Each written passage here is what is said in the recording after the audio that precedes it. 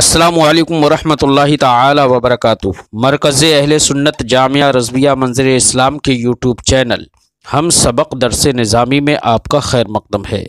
پیارے بچوں، جنہوں نے اب تک ہمارے چینل کو سبسکرائب نہیں کیا ہے وہ ضرور سبسکرائب کر لیں اور بیل آئیکن یعنی گھنٹی بھی بجا دیں تاکہ ہر ویڈیو کی نوٹیفیکیشن اطلاع اپلوڈ کرتے ہی آپ تک پہنچ جائے، اور اپنے ساتھیوں سے بھی شیئر کریں، شیئر کرنا نہ بھولیں تاکہ ان کو بھی فائدہ حاصل کرنے کا موقع ملے، اور بات پسند آئے تو لائک بھی کیا کریں اور اپنے قلبی تأثر کو ضرور کمنٹ کر کے بتائیں۔ بسم اللہ الرحمن الرحیم۔ وَهِيَ خَاوِيَةٌ عَلَى عُرُوشِهَا وَيَقُولُ يَا لَيْتَنِي لَمْ أُشْرِكْ بِرَبِّي أَحَدًا۔ اس سے پہلے سبق میں بتایا کہ جو کافر بھائی تھا اس کے تمام تر باغات کو ہلاک کر دیا گیا، اور وہ مارے ندامت اور حسرت کے اپنی ہتھیلیاں پلٹ رہا تھا، اور ہتھیلیاں پلٹنا یہ کنایا تھا ندامت اور تحسر سے۔ جیسے کہ ہتھیلی کو کاٹنا یعنی عض الکف، ہتھیلی کو کاٹنا کنایا ہوتا ہے حسرت سے اور ندامت سے، ایسے ہی سقوط فی الید یہ بھی کنایا ہوتا ہے ندامت اور شرمندگی اور حسرت سے، کیونکہ کہا جاتا ہے سقط فی ایدی، وہ اپنے ہاتھوں میں گر گیا، یا سقط وجہہ فی اسقط وجہہ فی ایدیہ، اس نے اپنے چہرے کو اپنے ہاتھوں میں گرا لیا، یہ بولا جاتا ہے، اور اس سے کنایا ہوتا ہے حسرت اور ندامت سے، شرمندگی سے، کیونکہ آدمی جب شرمندہ ہوتا ہے تو اپنے چہروں کو اپنے ہتھیلیوں پر رکھ کر بیٹھ جاتا ہے، تو یہ شرمندگی سے کنایا ہوتا ہے۔ تو گویا کہ تقلیب الکف، جو ماقبل میں جملہ ارشاد فرمایا گیا یقلب کفیہ، یہاں پر یقلب تقلیب سے بنانا، تو تقلیب کفین یعنی ہتھیلیوں کو پلٹنا جب یہ کنایا ہے حسرت اور ندامت سے، یعنی ندامت ہی کے معنی میں ہو گیا، اور ندامہ کا صلہ جو ہوتا ہے، ندامت کا جو صلہ ہوتا ہے وہ علا آتا ہے،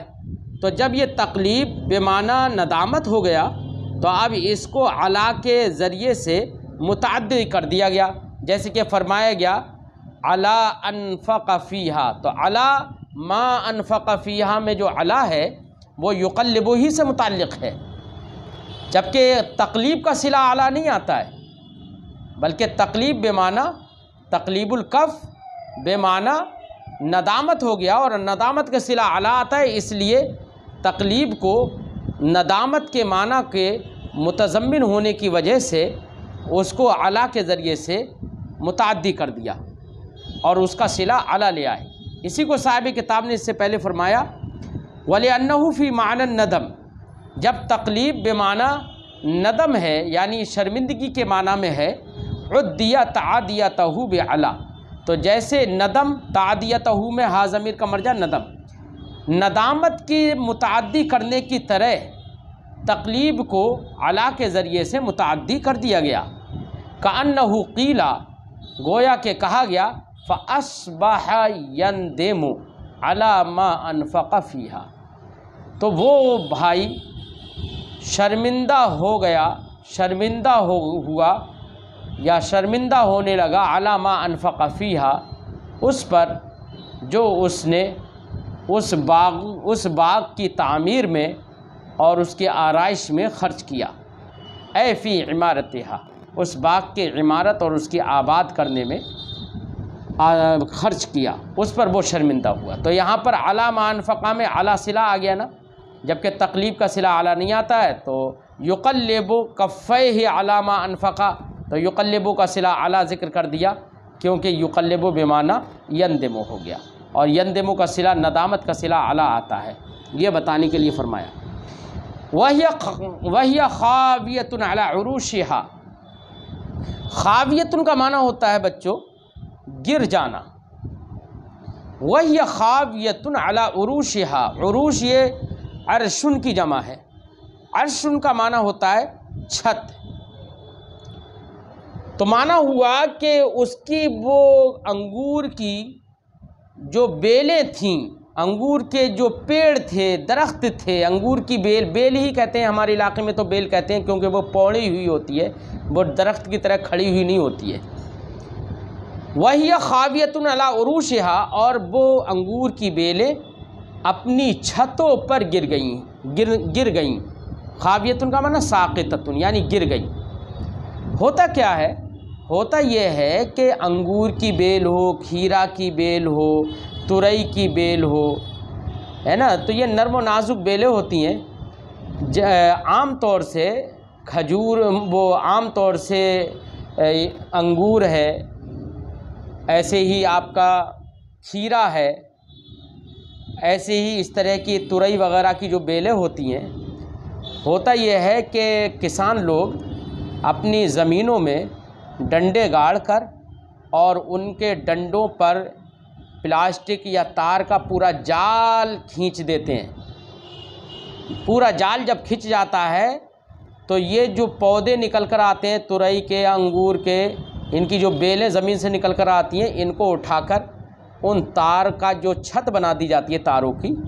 ان چھتوں پر ان کو لگا دیتے ہیں، اور پھر یہ اس تار یا اس پلاسٹک کی چھتوں پر ہر طرف پھیلتی رہتی ہیں۔ تو چونکہ یہ بیلیں جو ہوتی ہیں تار یا پلاسٹک وغیرہ کی بیل اس پر چھتوں پر پھیلتی رہتی ہیں، ایسے ہی گھروں میں لوگ لگا لیتے ہیں تو گھروں میں بھی ادھر ادھر نہیں پھیلتی ہیں، بلکہ آدمی اپنی چھت پر اس کو پھیلا دیتا ہے، کسی درخت پر پھیلا دیتا ہے۔ تو گویا کہ جس درخت یا چھت پر پھیلی یا جن تاروں پر وہ بیلیں پھیل جاتی ہیں، تو وہ تار ہی گویا کہ ان بیلوں کے لیے عمود ہیں اور ستون ہیں، اور ان بیلوں کے لیے وہی ان کی چھت ہے۔ تو ظاہر بات ہے کہ یہ ساری بیلیں تو ان تاروں پر یا بیلوں پر، ان ستون پر رکی ہوئی رہتی ہیں۔ جب تک وہ ستون نہیں گریں گے اس وقت تک یہ بیلیں بھی نیچے نہیں گریں گی۔ تو یہاں پر اللہ نے ارشاد فرمایا وَهِيَ خَاوِيَةٌ عَلَىٰ عُرُوشِهَا، اس حال میں کہ وہ انگور کی بیلیں اپنی چھتوں پر گری ہوئی تھیں۔ چھتوں پر گرے ہونے کا مطلب کیا ہے کہ جو ستون یا جو جال وغیرہ کھینچا گیا تھا، جس پر یہ بیلیں پوڑا دی گئی تھیں اور ان کو پھیلا دیا گیا تھا، تو وہ جال ہی پورا نیچے گر گیا۔ اب وہ جال نیچے گر گیا تو اوپر سے یہ بیلیں بھی اس کے اوپر گر گئی۔ اس معنی کر یہ مطلب ہے یہاں پر وَهِيَ خَاوِيَةٌ عَلَىٰ عُرُوشِهَا، کہ وہ بیلیں اپنی چھتوں پر گری ہوئی ہیں۔ اسی لیے صاحب تفسیر فرماتے ہیں یعنی ان قرومها المعرشہ، یعنی باغ کی جو بیلیں ہیں جن کو اوپر اٹھا کر لگا دیا گیا ہے، یعنی جال پر جن کو رکھ دیا گیا ہے، معرشہ، جن کو اٹھا کر چھت پر رکھ دیا گیا ہے، سقطت عروشها علی الارض، ان بیلوں کی چھت زمین پر گر گئی، وسقطت فوقها القروم، اور پھر ان چھتوں کے اوپر سے یہ انگور کی بیلیں گر گئیں۔ قروم یا کرمن کی جمع ہے، کرمن کا معنی ہوتا ہے انگور کی بیل۔ وَيَقُولُ يَا لَيْتَنِي لَمْ أُشْرِكْ بِرَبِّي أَحَدًا، مارے حسرت کے اپنے ہتھیلیاں الٹ پلٹ کر رہا ہے، دیکھ رہا ہے کہ سارا باغ جو ہے وہ تہس نہس ہو گیا۔ تو اسے اپنے بھائی کی نصیحت یاد آئی۔ اس کے مسلم بھائی نے، یہوذا نے اسے نصیحت کی تھی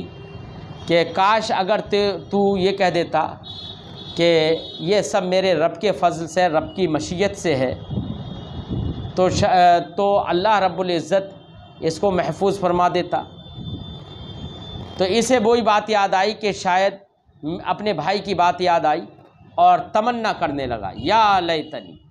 تمنا کرنے لگا۔ ایسے وقت میں تمنا کر رہا ہے کہ جس وقت میں اس کی تمنا اسے کوئی فائدہ نہیں دے گی۔ تو یا لیتنی لم اشرک بربی احدا، تمنا کر رہا ہے کاش کہ میں اپنے رب کے ساتھ کسی کو شریک نہ ٹھہراتا اور میں کافر نہ ہوتا۔ صاحب تفسیر فرما رہے ہیں تذکر موعظۃ اخی، اسے اپنے بھائی کی نصیحت یاد آئی، فعلم انہ اتی من جہت کفری، تو اسے معلوم ہو گیا کہ یہ سب ہلاکت اس کے کفر کی وجہ سے آئی ہے، وطغیانہ، اور اس کے حد سے تجاوز کرنے کی وجہ سے اور اس کی سرکشی کی وجہ سے آئی ہے۔ فتمنا، تو اس شخص نے، اس کافر بھائی نے تمنا کی، آرزو کی، کس بات کی؟ لو لم یکن مشرکا، کہ اگر یہ مشرک نہ ہوتا، حتی لا یہلک اللہ بستانہ، تو اللہ رب العزت اس کے باغ کو ہلاک نہیں کرتا۔ تو یہ اس نے تمنا کی، حین لم ینفعہ التمنی، ایسے وقت میں اس نے یہ تمنا کی ہے جس وقت میں اس کو یہ آرزو اور تمنا کرنا نفع نہیں دیا، اس نفع تمنا کر دینے جس وقت اس کو نفع اور فائدہ نہیں پہنچایا۔ وَيَجُوزُ أَن يَكُونَ تَوْبَةٌ مِنَ الشِّرْكِ، اب صاحب تفسیر ایک دوسرا احتمال فرماتے ہیں کہ یہ بھی احتمال ہے کہ ایک احتمال تو یہ بتایا کہ اس نے تمنا کی، لیکن تمنا ایسے وقت میں کر رہا ہے کہ جس وقت میں اس کی تمنا نے اسے کوئی فائدہ نہیں دیا، اور فرماتے ہیں ایسا بھی ہو سکتا ہے کہ یہ اپنی غلطی پر نادم ہوا ہو اور شرمندہ ہوا ہو، اور جو کچھ اس نے اب تک غلط کام کیے ان پر شرمندگی کی وجہ سے اس لیے یہ کہہ رہا ہو کہ کاش میں نے اپنے رب کے ساتھ شرک نہ کیا ہوتا، تو یہ اس کی جانب سے توبہ ہو شرک سے، اور جو کچھ اس نے کیا وہ اس پر یہ ندامت اور شرمندگی ہو۔ تو ایسی صورت میں اس احتمال کی بنا پر یہ بھی ہو سکتا ہے کہ یہ شخص آخر میں جب ہلاک و برباد ہو گیا مال، تو اسے اپنی غلطی کا احساس ہوا، تو یہ بعد میں توبہ کر کے مومن ہو گیا ہو، یہ بھی احتمال ہے۔ صاحب تفسیر اسی احتمال کو ذکر کر رہے ہیں، وَيَجُوزُ أَن يَكُونَ تَوْبَةً مِنَ الشِّرْكِ، یہ بھی ممکن ہے، جائز ہے کہ یہ اس کا یا لیتنی لم اشرک بربی احدا، یہ اس کا کہنا یہ شرک سے توبہ کرنا ہو، وَنَدَمًا عَلَى مَا كَانَ مِنْهُ، اور اس کی طرف سے جو کچھ بھی غلطیاں ہوئیں ان پر شرمندگی ہو، وَدُخُولًا فِي الْإِيمَانِ، اور یہ ایمان میں داخل ہونا ہو، یہ بھی ممکن ہے۔ یہ صاحب تفسیر نے بیان کیا۔ آگے فرماتے ہیں وَلَمْ تَكُنْ لَهُ فِئَةٌ يَنْصُرُونَهُ مِن دُونِ اللَّهِ، فئۃ کا معنی ہوتا ہے گروہ، فرقہ، لوگوں کا ٹکڑا، لوگوں کی ٹکڑی، ٹولی، یہ فئۃ کہلاتا ہے۔ یہ فئۃ جو ہے یہ فأت راسہ سے بنا ہے، فأت راسہ بولتے ہیں، جبکہ میں کہوں کہ میں نے شققت راسہ، میں نے اس کے سر کو پھاڑ دیا، تو اس کی جگہ بولتے ہیں فأت راسہ، میں نے اس کے سر کو پھاڑ دیا، تو اسی سے فئۃ بنا ہے۔ اب جب فأت راسہ سے بنا ہے تو فأت راسہ یہ جو ہے یہ تو ناقص ہے، محموز العین ہے، فأت ناقص اور محموز عین ہے، تو اب فئۃ کی اصل ہوگی فئون، کیا اصل ہوگی؟ فئون۔ اب یہاں پر آخر میں جو واو ہوا فئون، اس واو کو حذف کر دیا، اب بچا فئہ، واو کو حذف کر کے اس کے بدلے میں یہاں پر آخر میں تا لے آئے، اور اب ہو گیا فئۃ، جیسے کہ تا لے آتے ہیں وزن میں زنتن، ہے نا، تو اب یہ فئۃ کا وزن فئۃ کا ہو جائے گا۔ اور یہ بھی احتمال ہے کہ یہ فاء بمعنی رجع ہو، تو فئۃ ان لوگوں کو کہتے ہیں جو کہ یہ گروہ گیا اور پھر وہ ظفر و کامیاب ہو کر لوٹا، تو فئۃ یہ فاء سے بنا ہوا، فاء بمعنی رجع ہے، لوٹنے کے معنی میں، تو فاء میں لام کلمے کی جگہ حمزہ ہو گیا تو یہ محموز اللام ہو جائے گا، تو اب ایسی صورت میں اس میں عین کلمہ جو ہے اس کو حذف کر دیا گیا، اب ہو گیا، اب اس کا وزن ہو گیا فعلتن، عین کلمہ حذف ہوا ہے نا، اور آخر میں تالے آئے بدلے میں، تو لام کلمہ تو موجود ہے، تو اس لیے اب اس کا وزن ہوگا فعلتن لام کلمہ کے ساتھ۔ اور لام کلمہ جب پہلے بار میں حذف کیا تھا، اس سے پہلی صورت میں جو لام کلمہ حذف کیا تھا، تو لام کو فعلن سے لام کو حذف کر دو اور تا لگا دو، تو کیا ہو گیا فعتن۔ تو پہلے جس صورت میں یہ ناقص اور محموز عین تھا، تو اس صورت میں تا کو داخل کرنے کے بعد اس کا وزن بن رہا تھا فعتن، اور جس صورت میں یہ اجوف اور محموز اللام ہے، تو اس صورت میں عین کلمہ کو حذف کرنے کے بعد اور تا آخر میں بڑھا دینے کے بعد اس کا وزن بن رہا ہے فعلتن۔ بہرحال یہ فعتن کے بارے میں ہم نے گفتگو کی۔ یہاں پر ایک بات اور ہم یہ ذکر کر دیں کہ مصنف علیہ رحمت و رضوان آگے جو لم تکن لہو فئۃ ینصرونہ اور آگے ہے من دون اللہ، تو یہاں پر معنی ہے ولم تکن لہو، اور اس کے لیے کوئی گروہ ایسا نہ تھا ینصرونہ جو اس کی مدد پر قادر ہوتا، من دون اللہ اللہ کے سوا۔ تو ینصرونہ کی تفسیر صاحب تفسیر جو کر رہے ہیں وہ یقدرون علی نصرت ہی سے کر رہے ہیں، یعنی کوئی ایسا گروہ نہیں تھا جو اس کی نصرت اور اس کے مدد کرنے پر قادر ہو، من دون اللہ اللہ کے سوا۔ یہ یقدرون علی نصرت ہی سے صاحب تفسیر نے تفسیر کیوں کی ہے؟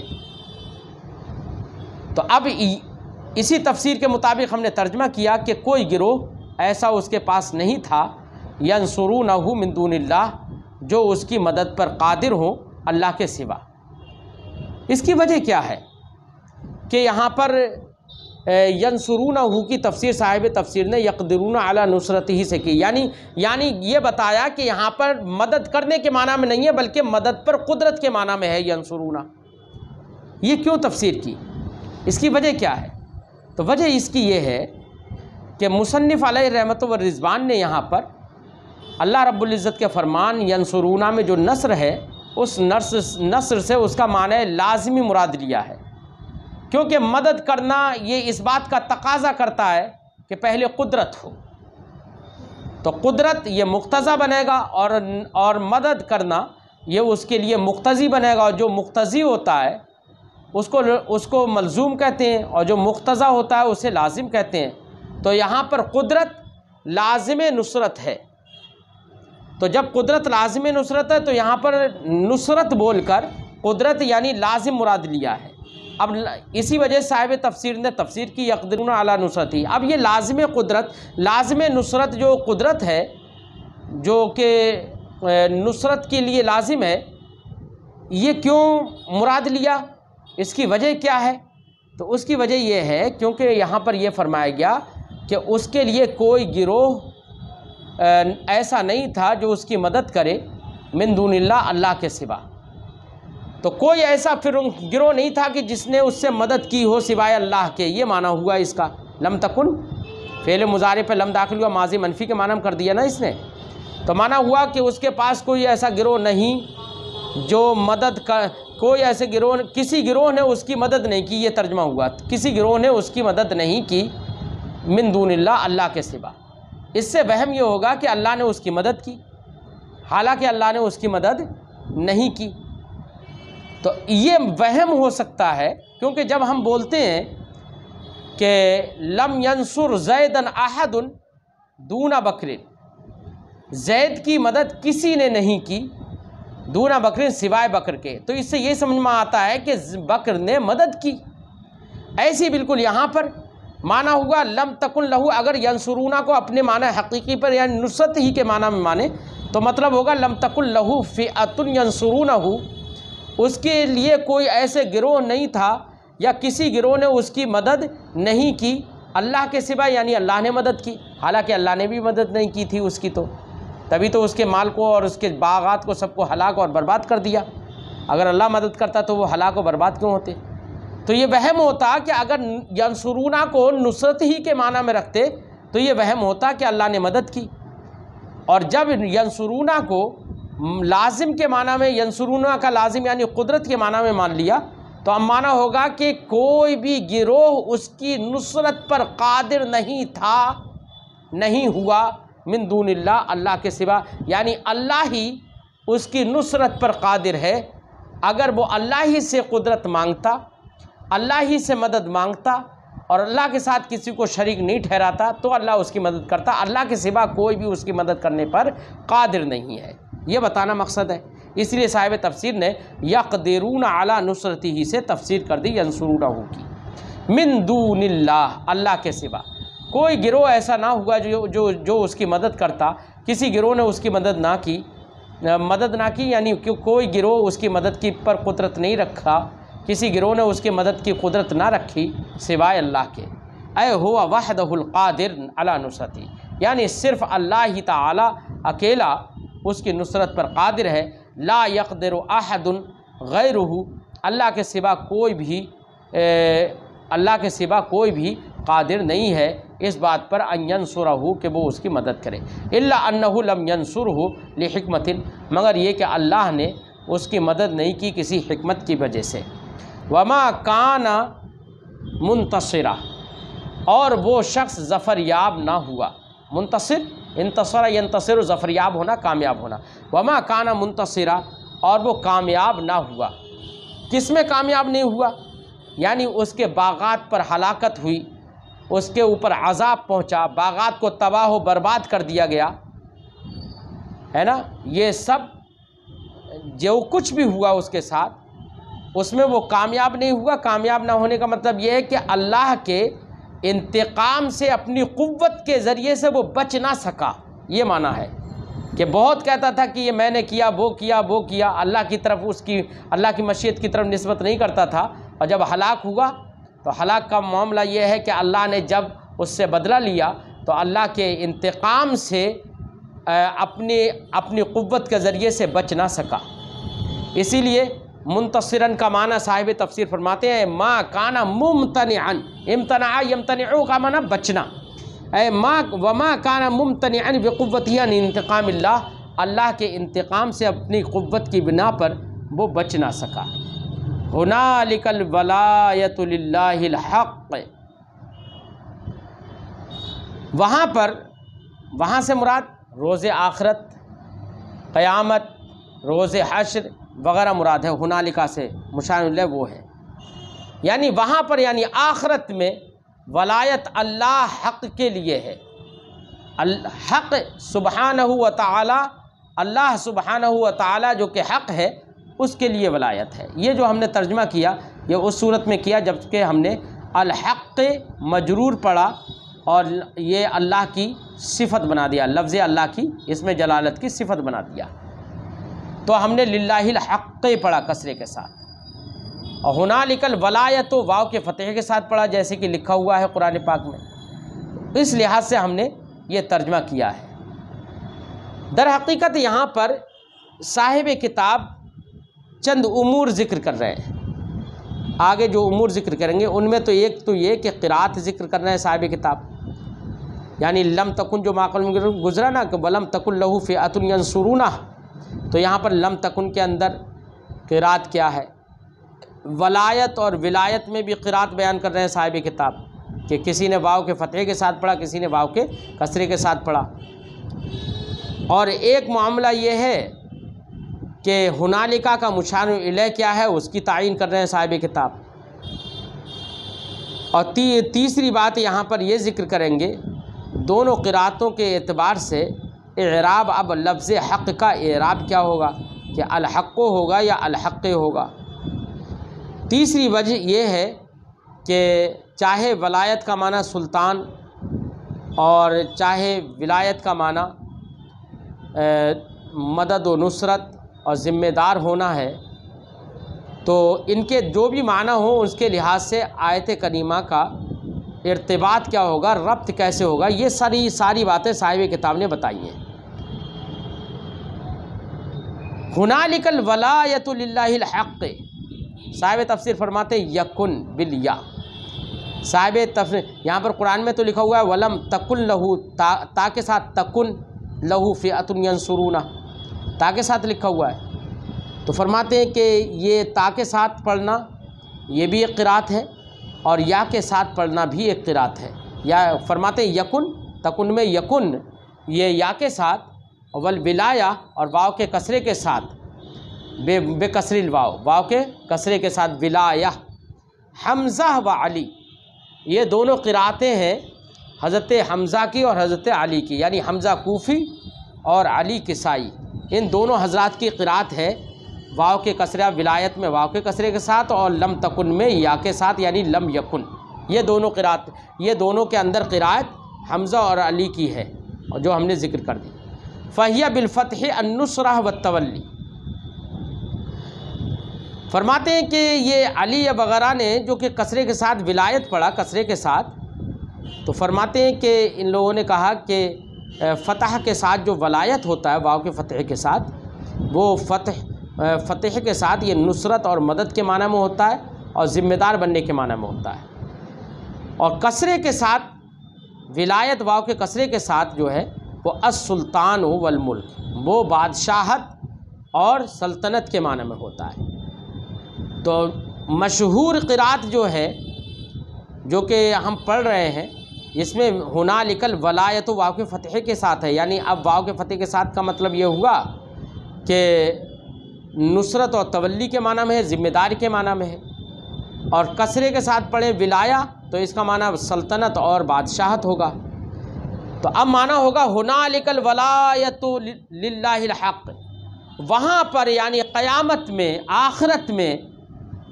ولایت واو کے فتح کے ساتھ یعنی مدد و نصرت کرنا یا امور کی تدبیر و ذمہ داری کرنا، ذمہ دار ہونا، یہ اللہ حق سبحانہ و تعالیٰ کے لیے ہے، یہ معنی ہوگا۔ اور اگر ولایت و واو کے کسرے کے ساتھ پڑھیں تو معنی ہوگا کہ وہاں کی سلطنت، وہاں پر سلطنت اور حکومت اللہ سبحانہ و تعالیٰ، اللہ حق سبحانہ و تعالیٰ کے لیے ہے، یہ معنی ہوگا۔ اسی لیے صاحب تفسیر فرماتے ہیں فہیہ بالفتح النصرت والتولی، تو اب ولایت واو کے فتح کے ساتھ نصرت و تولی کے معنی میں ہے، وبالکسر اور کسرے کے ساتھ ولایت کسرے کے ساتھ السلطان والملک، وہ سلطنت اور بادشاہت کے معنی میں، والمعنی معنی ہے ہنالک اے فی ذالک المقام، تو ہنالک سے کیا بتایا، وہ مقام، وتلک الحالہ، اور اس حالت میں، اس مقام میں اور اس حالت میں النصرۃ للہ وحدہ، صرف اور صرف مدد کرنا اللہ سبحانہ و تعالیٰ کے لیے ہے، لا یملکھا غیرہ، کوئی اللہ کے سوا کوئی اس کا غیر اس کا مالک نہیں ہوتا ہے، ولا یستطیعھا احد سواہ، اور نہ ہی کوئی مدد و نصرت کا کرنے کا طاقت رکھتا ہے اللہ کے سوا۔ تقریراً یہ در حقیقت اللہ کے اس فرمان کی تقریر و تثبیت ہے۔ اللہ نے فرمایا وَلَمْ تَكُنْ لَهُ فِئَةٌ يَنْصُرُونَهُ مِن دُونِ اللَّهِ، اس کی تقریر ہے هُنَالِكَ الْوَلَایَةُ، یعنی یہی معنی لَمْ تَكُنْ لَهُ فِئَةٌ يَنْصُرُونَهَا سے سمجھ میں آیا، اور اسی کی توضیح هُنَالِكَ الْوَلَایَةُ لِلَّهِ سے سمجھ میں آ گئی ہے نا۔ اور هُنَالِكَ السُّلْطَانُ وَالْمُلْكُ، یہ معنی بتا رہے ہیں، جبکہ واو کو کسرے کے ساتھ پڑھے جو کہ علی اور حمزہ کی قرات تھی، اے ہنالک الولایت، واو کے کسرے کے ساتھ پڑھیں تو معنی بتا رہے ہیں صاحب تفسیر اے ہنالک السلطان والملک، یعنی آخرت میں بادشاہت اور حکومت اللہ کے لیے ہوگی، لا یغلب، اے اس اللہ کے لیے ہوگی جس کو مغلوب نہیں کیا جا سکتا۔ اور فی مثل تلک الحالت، یہ معنی یہ ہے کہ اس جیسی حالت میں، اس جیسی سخت حالت میں یتول اللہ، یا یتولا مجہول پڑھ لو، یتول اللہ، اللہ رب العزت کو ذمہ دار بنایا جائے گا، وَيُؤْمَنُ بِهِ، اور اسی پر عمل لایا جائے، اسی پر ایمان، یا یؤمن بِهِ معروف پڑھ لو، یؤمن بِهِ، اور اسی پر ایمان لائے گا کون، یتولا اللہ، اللہ رب العزت کو ذمہ دار بنائے گا، وَيُؤْمِنُ بِهِ، اور اس پر ایمان لائے گا کون، کل مستقر، ہر وہ شخص جو کہ پریشان ہوگا، تو وہ اللہ کی بارگاہ میں اپنی ذمہ داری، اپنا والی اللہ کو جانے گا اور اللہ ہی پر ایمان لائے گا وہ شخص۔ یعنی ان قولہ، یعنی مطلب یہ ہوا کہ اس کا کہنا یا لیتنی لم اشرک بربی احدا، कलिमतुन, ये उसका ये कहना ऐसा कलमा है, अलजा इलैहा फ़क़ाला, या उलजिया फ़ेल मजहूल पढ़ो, जिसकी तरफ उसको मजबूर कर दिया गया, पनाह या अलजा जिसकी तरफ उसने पनाह ले ली, फ़क़ालहा, और ये बोलने के तरफ उसने पनाह लिया तो उसने बोला, जज़अम मिम्मा दहा हो मिन शुऊम कुफ्रिही, उससे खौफज़दा होते हुए जो उसको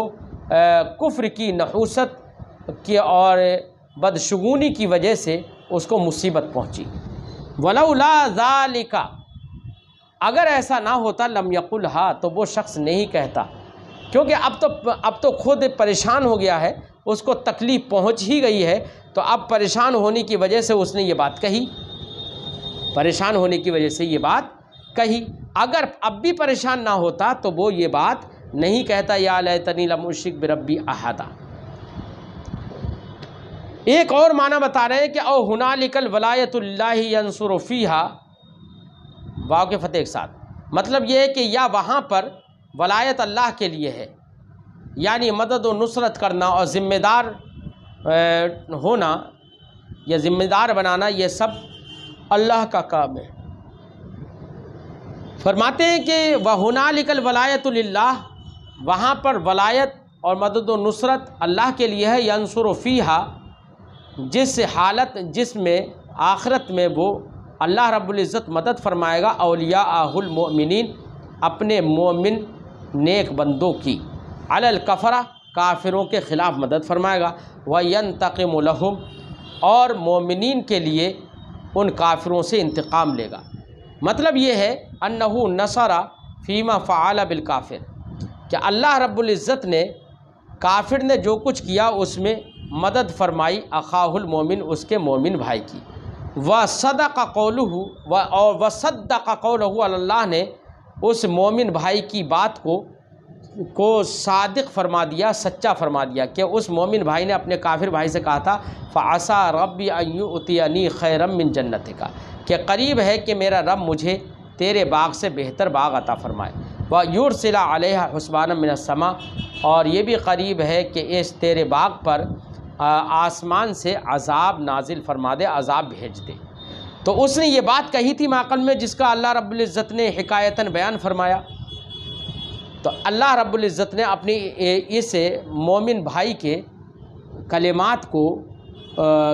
मदद दी और ताईद बख्शी और उसकी तस्दीक की। व युअय्यिदुहु क़ौलुहु, इसी बात की ताईद करता है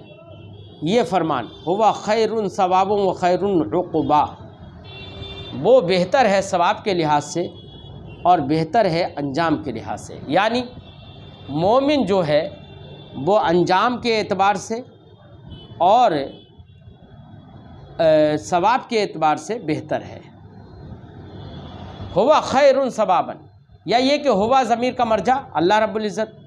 कि अल्लाह रब्बुल इज़्ज़त के अलावा और कोई अच्छा बदला नहीं दे सकता, वही सवाब के एतबार से बेहतर है